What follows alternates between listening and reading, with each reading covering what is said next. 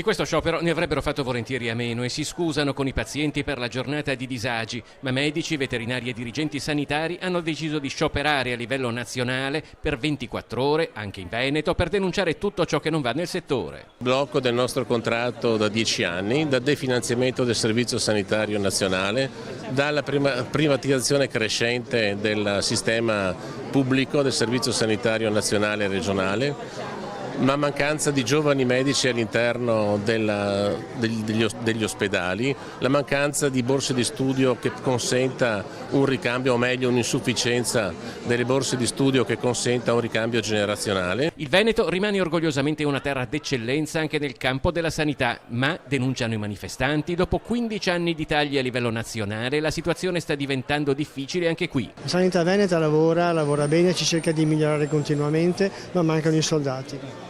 Mancano le persone, la gente purtroppo non viene a lavorare. I turni di lavoro sono massacranti, c'è gente che lavora sempre di più.